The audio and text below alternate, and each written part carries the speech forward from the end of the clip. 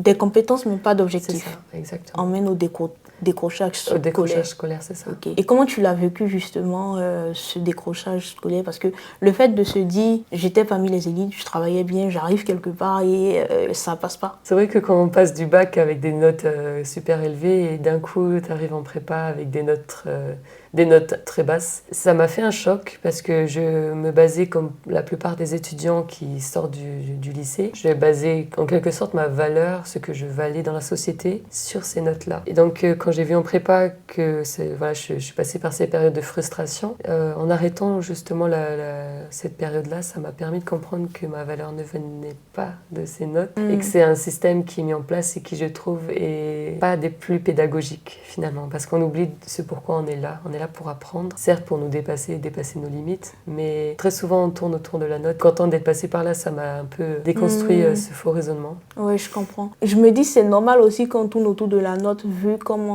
les professeurs aussi mettent l'accent beaucoup sur les notes. Et moi, je sais que quand j'étais au lycée, les notes étaient tellement importantes que tu te définissais finalement par une rapport note. à ça. Et même tes camarades te regardaient par rapport à une note, en fait. C'est ça. Donc c'est dommage, mais il faut bien passer par des expériences comme celle que tu as vécues pour prendre conscience que ta valeur est beaucoup plus que juste des notes, en fait. C'est ça.